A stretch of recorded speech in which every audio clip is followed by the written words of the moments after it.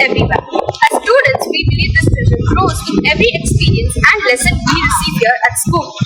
Today, we have the privilege of discussing with our head of school the nurturing of this treasure and the shaping of our educational journey.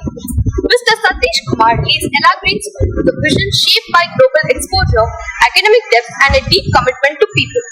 His career began in the physics classroom and expanded through leadership roles such as head of the science department, middle school coordinator, IBDP coordinator, and eventually the head of the secondary section. Today, as the head of school, Mr. Satish blends international best practices with human-centered leadership. A trained evaluator with the IB and NEASC, New England Association of Schools and Colleges. He brings insight into both curriculum and development and whole school systems. His leadership style is rooted in clarity, collaboration, and an unwavering commitment to student-centered education. Okay, you are Joseph, you are Ashmi. Hi, buddy. Oh, hi. Let's start. Okay, I've not prepared any of your questions. Okay, unfortunately, I forgot the question also. So actually, I'm like, whatever it comes, it will come over here. Who is the editing team member over here in this case? Myself. Okay, so make sure that if I'm going somewhere wrong, make sure that you edit it properly. Yes. Okay, before editing, yeah. Yes, sir. Okay. Yes, this way. Okay, cool. Let's start the question. Yeah, the first question, sir. So many people say that their school experience shaped who they are today. So we would love to hear about what you were like a student during your school years and the subjects or interests that you enjoyed the most. Okay, let's be very honest. Okay, in my school days I was very introvert. Okay, even now actually I'm introvert only. But yeah, I have the confidence to speak. In dais or in a stage or something to face the audience. What I personally feel is maybe I got the confidence from the school teachers, I would say. Miss Padmavati, who used to beat me actually if I don't speak in English. Okay, so at that moment I never understood the importance of speaking in English. So we used to have a fine of 5 rupees or I used to get beating. So the only solution is don't speak in the school at all. Okay, so you remain silent. Okay, yeah. But anyway, nevertheless, fast forward. There are many teachers who shaped my thinking, I would say. There were teachers like Kumari sir for science. He used to draw such a good biology diagram, and I'm not good in diagrams. And then we had algebra sir. Oh yeah, by the way, I'll give you one example. In my grade 10th, I had a bet with one of my algebra teacher to get a 50 on 50. I did get 50 on 50 in algebra and I got a watch. Now, I'm not saying, so basically you can, from this example you can understand that I'm an introvert, not a social person, but academically focused guy. That is what I was at that time. That does not mean that I am the same I was earlier. With years, my evolution has changed, my thinking process has changed, my aptitude about the assessment or my knowledge about the assessment, my knowledge about education, that has also shaped in coming recent days. Or recent years. So school life, sir, also brings challenges and meaningful guidance from teachers and mentors. Could you share a memorable challenge from your school days, or perhaps tell us about teacher or mentor who inspired you and helped your character or leadership journey? Okay. The biggest problem was I never had any friends. Okay, so that's my biggest problem. I mean, I did have friends, but not like a big social group. Like I said, I was an introvert, so I have very limited friends. Our only job is, okay, I don't know, but right now we have criteria-based assessment, right? I mean, at that moment when I studied from a state board, so we used to get marks, right? Out of 50 out of 100. So the first task for us used to be like, who gets the highest marks, to look at that part. Okay, having said that, yes, assessment, marks and everything, but I personally feel who shaped, I would say, in the school days, good memories and good teachers. A lot of teachers helped. Specifically, I have a lot of memories like Mr. Jata, Ms. Padmavati, I mentioned earlier, Kumari sir, and there were a lot of teachers, So, I never understood what they were trying to say at that time because we actually felt the teachers are very strict, teachers are rigid and everything. But later I realized that the values that we gave, for example, by the way, I was the house captain of this school. I was the house captain of no house. Yeah. But I don't know what I did in the house captain because when I see you people leading the team, I was not that kind of a person at that time. But yeah, nevertheless, I was the house captain of Blue House, and I also participated for head boy. I didn't get into head boy. So my leadership roles in the school time, I would say, it was limited. Maybe my leadership role evolved perhaps in the past when I was doing my master's degree. But school days, what I would say is the critical thinking, the analysis to tackle any problem, to learn something. That I think I would cultivate it in the school days. I believe this answers the question. So, leadership journeys often begin with meaningful experience and inspiration. So, could you share what motivated you to pursue the role of head of school, and what aspects of this leadership journey has made it the most challenging or rewarding for you? Oh, that's obvious. That's like I believe. Okay, so when I was working as a coordinator, I had a mentor named Janusz Orek. I believe if I would have not met that guy, I don't think I would have become a head of school, or I would have not got that motivation to become a head of school. So for me, I would personally feel Janusz Orek. Now, why I'm saying Janusz Orek? Because he showed me or he taught me the importance of leadership or what leadership means. Until that time, I had a very vague idea of leadership. I felt leadership is all about making the task done, or it's all about authoritative, or how would I say, maybe more about proving yourself, or you are the authority and boss and everything. But then I understood leadership in education is more about impact that you're creating to the society, I would say. It's a very larger vision. I personally feel Mr. Janusz Orek, my best mentor, one of my mentor, actually helped me, inspired me, I would say, to become the head of school. So that's why I became the head of school. And challenge obviously comes every day. Challenges. One of the challenge, I won't say challenge, yeah, maybe opportunity, I would put it that way, is to impart your vision into the larger community. Because not everyone will think with what you're saying, right? Obviously, you have a school's vision, but how do you make sure the school's vision is articulated to the larger community, including the parents, teachers, students, and okay, the working style can still be different, right? Working style of other people can be different, but to have a common vision and to every day implement that vision in your day-to-day activities. That's, I would say, the opportunity and challenging task, because finally it benefits the students. So imagine this kids and new people going 10 years down the line, maybe let's say for example you become a journalist. I'll be very happy with that. By the way, what do you want to become? You want to become a journalist by any chance? But I would want, rather than becoming a journalist, I would want to implicate the skills that you need to become a journalist. For example, good writing. I would definitely want to have that in the future. And also some collaborative skills. I'm usually a very solo person. I do all my work alone. So getting to know in the groups, that would be more fun. You? For me, I'm more of I just have the leader skill, so I am more of a person who fights for the rights of people. So I think that I would go find out what are the issues people are facing, and I would go talk about the rights. Just a piece of advice: fight within the system, not against the system. So taking that forward, right? For example, if you can see here, right? I'm actually waiting for this tomato to become right. I'm waiting for it since long. Now this is the one that the children have created, right? Now look at the impact. What has happened? We have done this gardening, right? And I won't say gardening; it's a farming thing. Now this farming the children have done.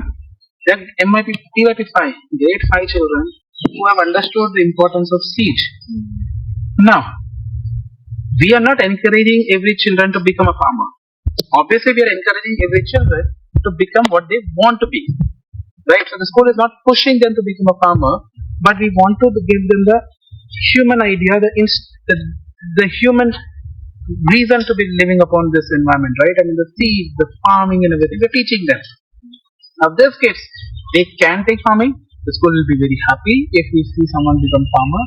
Even if they don't become a farmer, at least they know the importance of this seed, importance of farming. So wherever whatever they become in future, at least they will have the respect for the farmers. They understand the pain of the farmers. Now I think the school did that good job in the last 1 year in PYP exhibition. This is the impact it's creating. Now am I expecting all the 45 kids to be extremely sensitive about the farming? Even if that 45 becomes one person becomes insensitive enough, and let's say for example they represent India in let's say the climate summit, and if they are speaking for the farmers, they're speaking for the people, they're speaking for the indigenous farming system, going to the climate summit or summit where you can speak in this forum. Now that is something the school has given. So I'm looking at a long-term position, maybe like 100-year position to be very honest, not even my time. School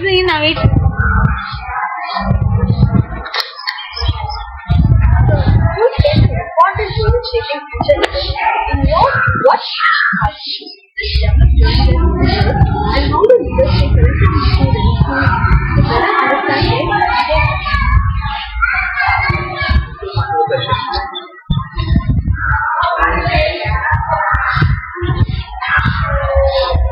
Okay, let's be very honest. School days, at least now in the school days, people are getting this opportunity. Technically speaking, what people are doing right now is development of leadership. Because what I understand is this whole process, there is no permission for that. Your transfer is obviously took the time. You see, so there are many small things you actually realize and develop very a lot. But you did certain things which is something for leadership skills to develop. This is important for the leader. Let me put it to an example. For example, right now let's say I want to get some tasks objective to be fulfilled. Obviously, we have to coordinate, right? Coordination. What I wish is my work. I have to take opinions. I have to make sure the opinions are reached, and then implement it, and then evaluate it, reflect it, and then be ready for the changes. This is exactly what we are doing in the government. So there is exactly the same thing in a different level, in a different platform, in a different aspect. But technically, you are doing it. But if you ask me personally, what skills that I had in my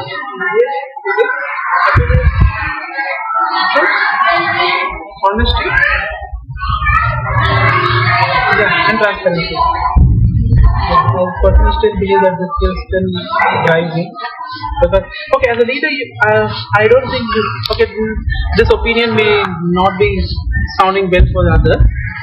As a leader, I don't think any leader can be honest, but they need to be transparent. Because honesty is a very double-sided weapon. So there's a very thin line how much the leaders can be honest. There are certain things, but that doesn't mean he's not loyal to the himself. Honesty is different, loyalty is different. But anyway, having said that, from the school days, I would personally feel I was honest, transparent. Yeah, honest and transparent. So that gives you fearless way to take some decision, tough decision. Because if your intent is right, you're honest, your thoughts have been very honest. You can take some tough decision. I believe the leaders are supposed to take some tough decision. I believe it's the most critical skill of leadership. You take some decisions, right? Obviously, you will evaluate. You don't take decisions just for the namesake. You will have to evaluate. You do all the analysis before taking the decision. But take the decision. Don't be afraid of taking the decisions. I see many people not afraid of not taking a decision or taking a decision to lead someone. No. Idea of leadership is to have a vision. Once you are very clear with the vision, and if your vision and the institution design vision aligns with each other, go for it and try to do everything to uplift that vision. Now, at that moment, I don't think the leadership should bring their own personal prejudice into the picture. It's the vision that should be applied. I mean, that's my personal. Was there any other So how do school leaders stay connected with students to better understand their everyday experience? Generally speaking, maybe that's somewhere the area I personally have to agree with, because I do not get the time. But usually, I would say leaders should be connected whenever they get the opportunity. At least I am connected with the MYP-4, to an extent with MYP-5, DP1 and DP2. But I mean, I'm not so much connected with the PFP leader because some reasons which I'm working for myself. That's also a reflection for me. I should also get connected with the EYP and PRP kids. But to be very honest, at this moment I'm not.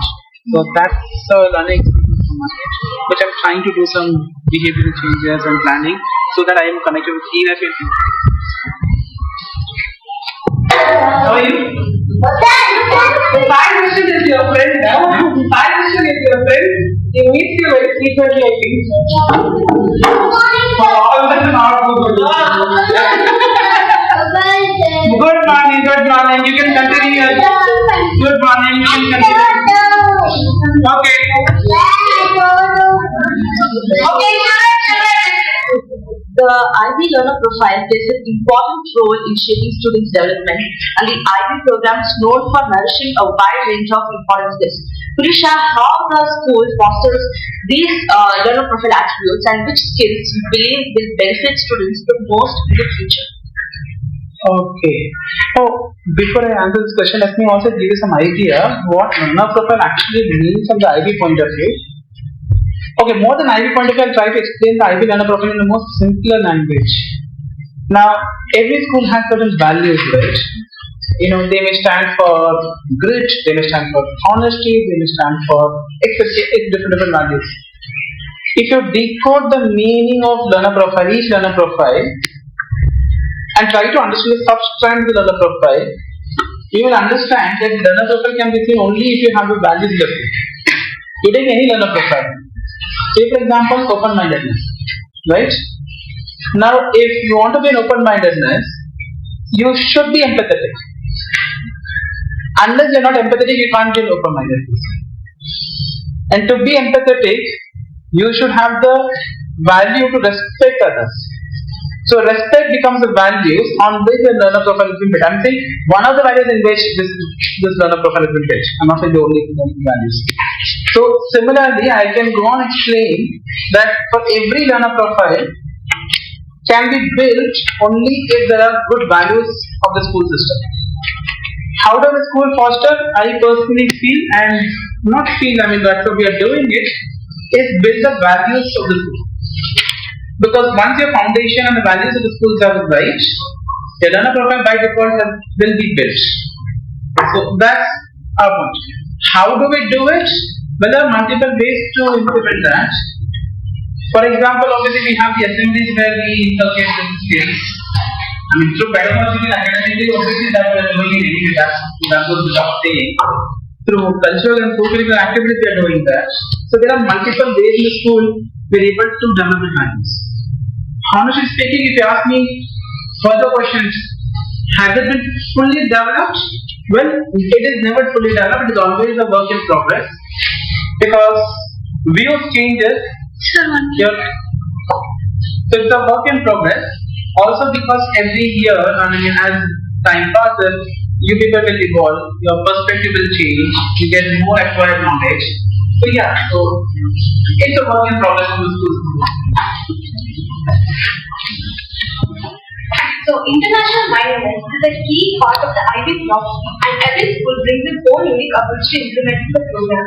So what makes our school's IB experience distinctive, and how students are encouraged to develop a positive review? But that's a good question. So before I answer this question, let me make some myth.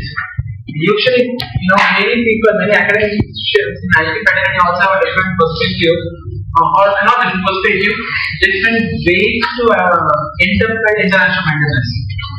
Truth being said, international mindedness and internationalism are two different aspects. Internationalism is an alternate separate topic, international mindedness is a separate topic. Now, international mindedness I mean, as an extension of, okay, just to give you another perspective, if you have all the learner profiles built up properly, by default the school will have an international minded people. You look at anything to become international mindedness. Okay, let me give you some example. What do you mean by international mindedness? I'm not for internationalism. International mindedness can be, even if you're living in, let's say, Chengalpattu in our school, you can still be international mindedness. Maybe not in the internationalism, but international mindedness you can still be. How you can be international mindedness? You don't have to be, going to some other countries. You can still be in the same country and still be international mindedness. Let me give some examples of that. And for that, to give an example, you should know what international mindedness means actually. It simply means, on a name and terminology, I will not go into the definitions, the research and everything. On a name and terminology, it basically means to be empathetically understanding others' point of view, to be understand the other culture, respect it. You can disagree, but in a more dignified manner. Agree to disagree, basically. Let me put this in a context. Take some countries of European countries. Now, any European country, for that matter, if I'm not every, at least some, if not some, maybe many European countries have a singular culture. They have a singular eating habit. Food habit is same, religious habit is same, cultural habit is the same. Now, when people from those countries travel to the other country, either for work or anything else, for them, the other culture is a foreign culture for them. Right? The food habits are foreign for them. So, what happens is the clash happens, clash in ideology happens. When I'm praying from one method, when I go to the other country, I'm praying from other method, so maybe there will be conflict. So, that's why it's international mindedness. So, if you are an internationally minded person, you know to respect the other religion, you know to respect the other view, you know to respect the other perspective. This is international mindedness.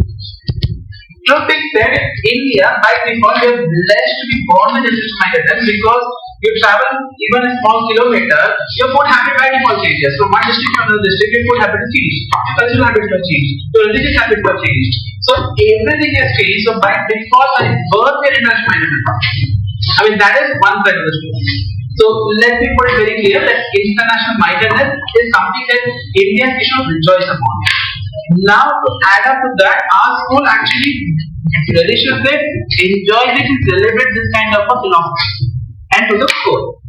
Now if you have noticed our school, we have given liberty for every religion, every language, we celebrate everything actually. I mean, as much as possible. Because I have to look at the academics also, I have to follow the number of hours also, okay. And otherwise the teachers will come up and tell me, my syllabus is not very okay. But having said that, try to do as much as possible to celebrate or enjoy, celebrate and appreciate other cultures, identity, empathetic, these are the things. I mean, and obviously the learner profit building.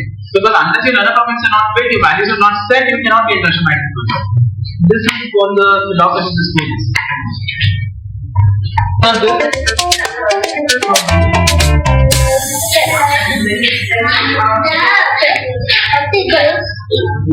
You didn't come for the video, na? This is first time. Why you didn't come? Second. Why? Which one? Now this. Then this. So what is this? You tell me the story. What is that story? Yeah. You? Which ring? Now there is no ring. Ring all gone. Ring I throw they can go. What? Yeah, throw they can go. That's what my mom used to fool me by saying. Otherwise it will be there. You speak proper English? You know to speak proper English? Okay, cool buddy. You reading this book? Why are you reading this book? Okay, read one line. Read this line. Be easy line I'm telling you. Read this line. Read. Read.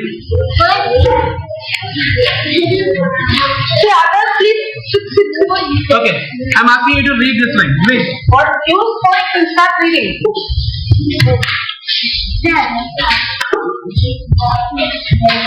No, you don't. You can't. What is the sound? What is the sound of tea?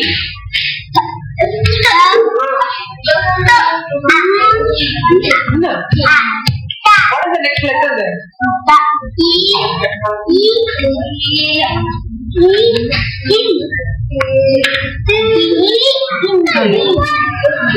Okay, can you read this line?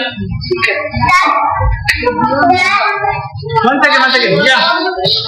Sorry.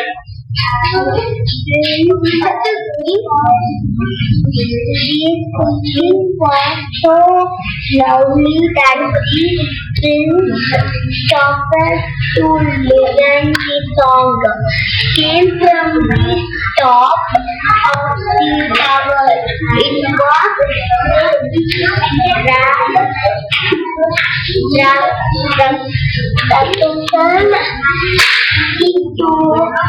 Okay, good. You come. You read this.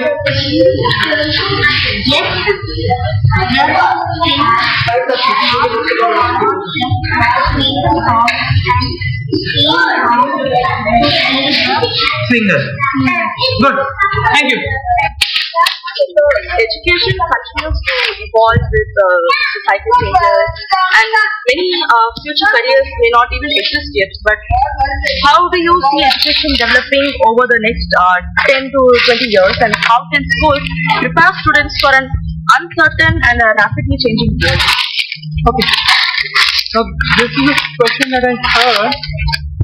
Not question, I would say the discussion on this I heard when I was a physics teacher in my previous old school. But that then principal, Sandeep Chapra, he was talking about the AI. He was talking about the regenerative nerve system getting tuned, the wiring of children of young age, and all those things. Honestly, at that, that was a teacher. Honestly, at that time, I was least bothered on the session because my job was at that time was to at least to complete the syllabus, get the assessment done correct. Okay, let's do it on. Yes, but as time passed, when I took over the leadership skill, I understood the importance, the value that he shared at that moment. It's a short answer. I don't have it.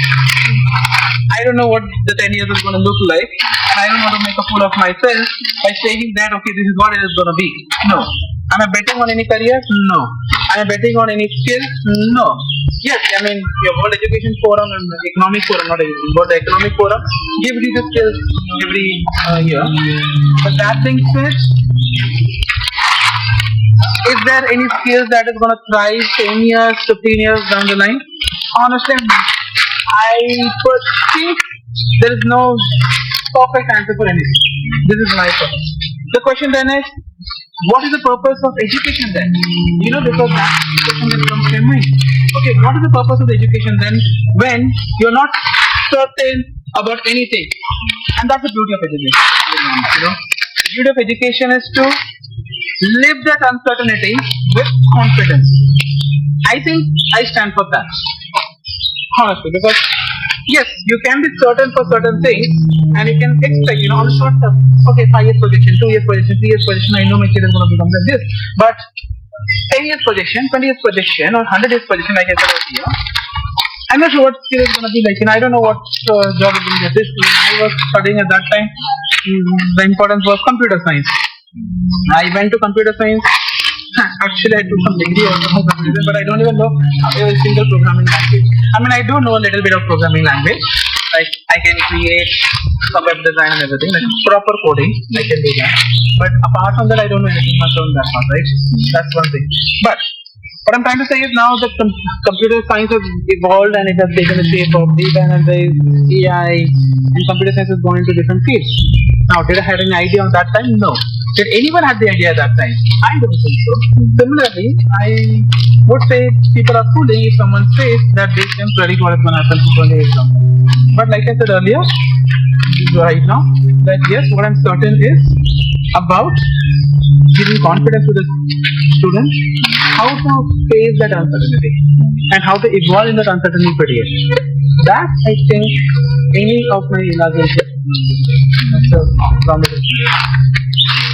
Sir, you know that the growing influence of technology and artificial intelligence in our life is progressing. So what role do you think they will play in the future of education, and how do these developments align with the long-term vision and goals for us?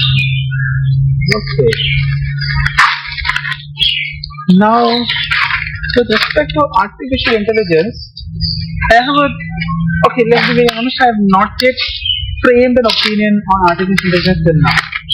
Now, I may be ashamed to say that, but yeah, that's the truth. I'm not able to. I'm actually getting both the views. Well, yeah, definitely there are certain tasks artificial intelligence is able to do better. That is for sure.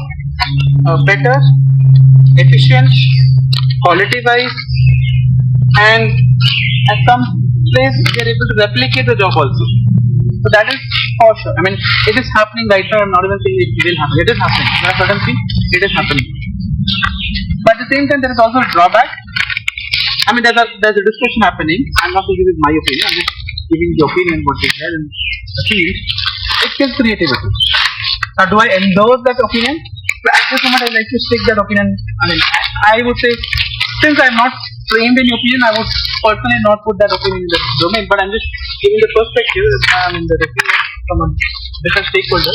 That artificial intelligence can also kill creativity. So that's good, you know. You people are putting your assignments. I'm not sure when I say you. I mean, I'm not sure if you're doing it or not. But yes, there's an evidence in our school also. Kids putting their assignment in AI platform and getting the work done. Now that's also a discussion that's happening in IT. That what is the relevance of the coursework then? Because you're doing in TP you do the IAs and everything, right? In your MSc you do your personal project. Now technically speaking, those coursework can be completed through your AI, right? So what's the relevance of coursework in that case? Right? What new skills you need to develop? That's the discussion happening at the IB level also, by the way. At that time. I mean, it is happening. Have the IB come with any answers? No.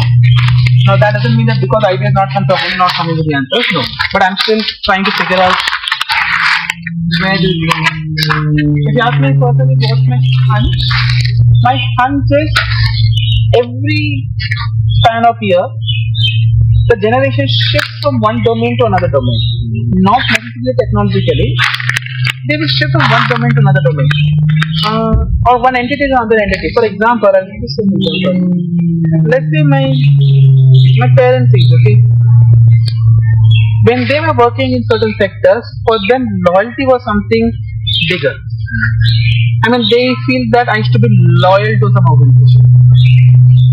Now, if you look current, at least where I'm right now working, for them more than loyalty, it's about the peace of mind. The working culture is important. There's a shift. I'm not sure what you people will think when you people come to the place and you will evolve and start working. Obviously, there'll be shift. Now, I'm saying this is just an example I said, but similarly, every now and then there will be some changes that is going to happen. Well, maybe I can give an example. You had typewriters, you had computer. Now, obviously, at that time, everybody said, the stenographic job will be gone. Well, they got stuck in computer's job, right? When they were transferred over here. Similarly, if AI comes in, yes, there will be some. This is my hunch feeling that yes, there will be some sector that will be badly affected, but then how much you cope up? See, finally, even if you want to take a task, you want to do some task in AI, how intelligent are you able to process the task? Your critical thinking is still required. In fact, now, again, like I said, I'm not sure about the opinion, I'm not from the opinion, but my hunch is only the smartest of smartest will be able to thrive. If not thrive, will live happily in the AI generation. Because the not so critical thinker will just follow what the AI is doing. But if you are a more critical thinker, more analytical person, you'll be able to lead the AI. The question is, you want to lead the AI, you want to follow the AI. This is where I have reached until now. Now, obviously, my perspective, my opinion may change when you publish this video also. So that's the process is for me. But yeah, this is what is there to see right now. So, sir, if you could leave our students with one message or a piece of advice that they should carry with them throughout their learning journey at your school, what would that be? What they learned from school. Yeah, what piece of advice do you want to give to students that will carry it out So just check. Be truthful. Be truthful to yourself in every part of your life. Be it school, college, career, job, family, relationship, anything. Be truthful to yourself. Judge yourself. And that's what I think your MYP is also, IB is also teaching, right? Because it talks about criteria based assessment. It doesn't talk about comparing with others, right? You're actually comparing with the criteria and evaluating for yourself. I'm not sure whether I'll say this. You should be religious, but actually you should be spiritual also. You should be spiritual in your thinking, in your thought process. I mean, you can be religious. I'm not saying you should not, but at least you should be spiritual. That's and always think what benefits society at a larger before you take any decision than what is impacting you. And for the school children, obviously, I say enjoy your life. Just about the enjoy the rest of your life in the school days. You can really enjoy because after that, you have to see the world, and the world is a little different or a lot of different than the school environment. The protected environment. That's what my